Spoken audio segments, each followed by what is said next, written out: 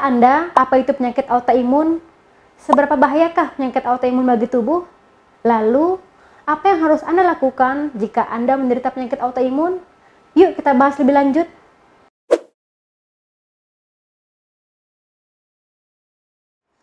Autoimun adalah suatu penyakit di mana sistem kekebalan tubuh atau imunitas mengalami kesalahan dalam mengenali sel normal pada tubuh.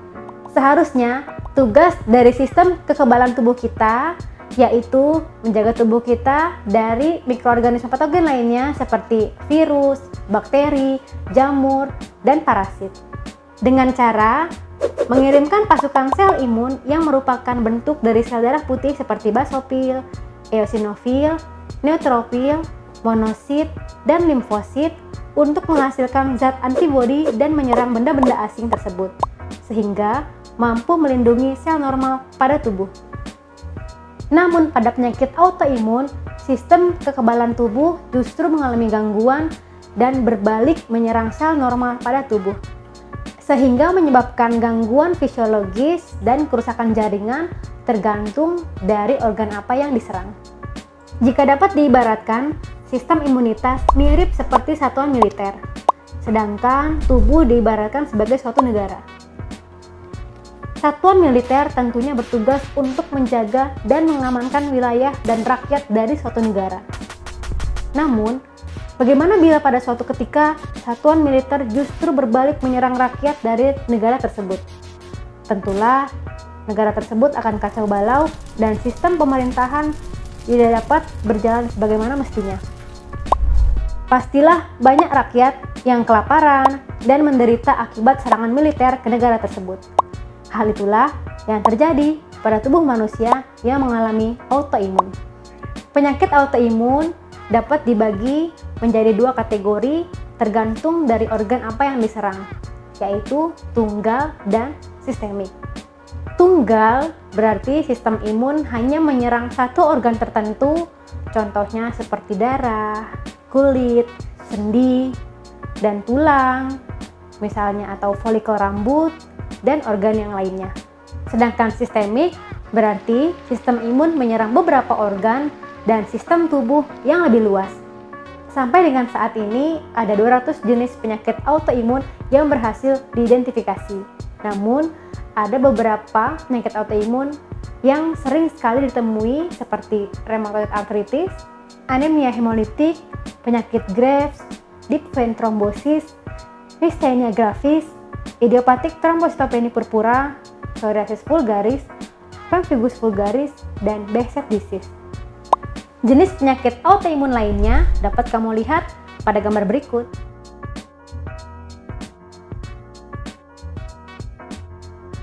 Jenis penyakit autoimun yang paling berbahaya adalah Systemic Lupus Erythematosus atau SLE.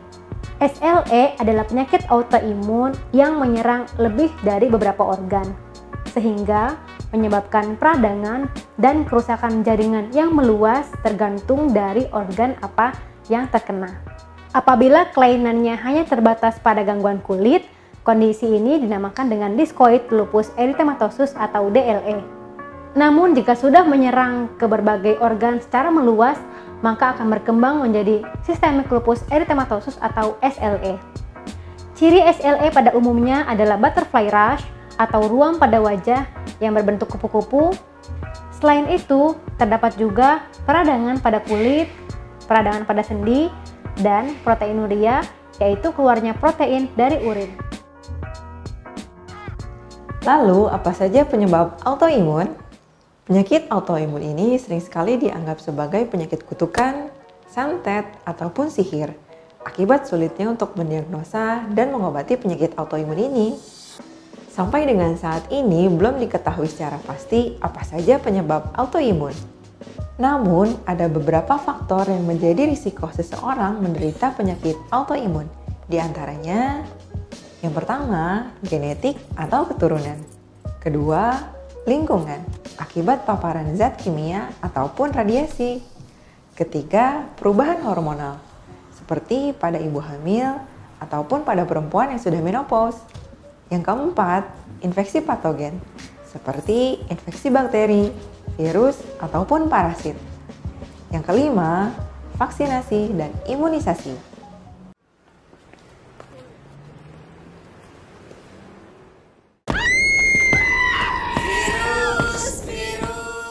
Anda worry terhadap virus?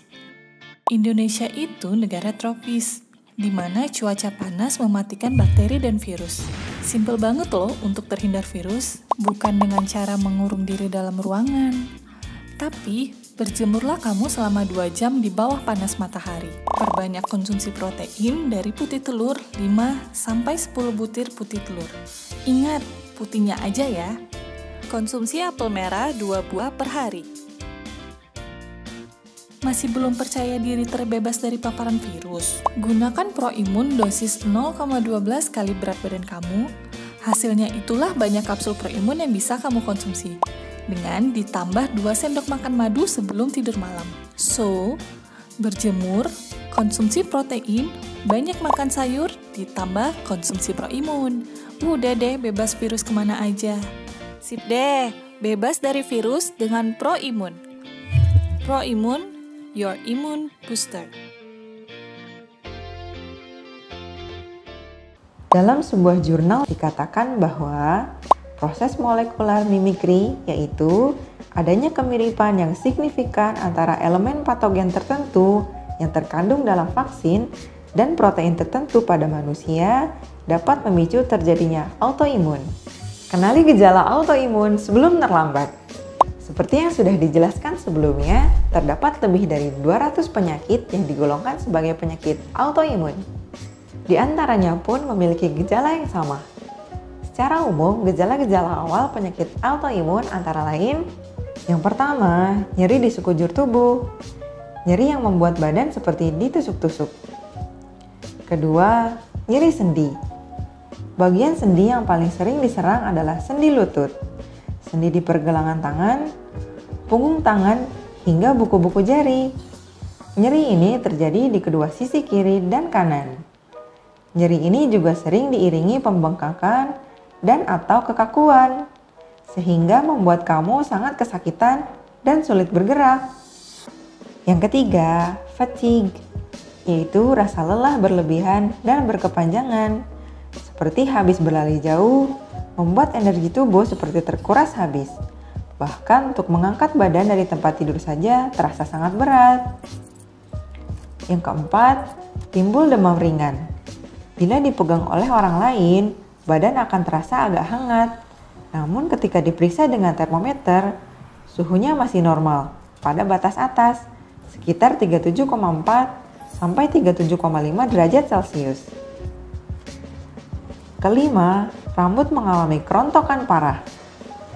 Keenam, sering terkena sariawan. Yang ketujuh, brain fog. Disebut demikian karena otak sewaktu-waktu seperti tertutup kabut, sehingga untuk sesaat seseorang kehilangan memori, fokus, dan konsentrasi, entah sedang menulis maupun saat berbicara.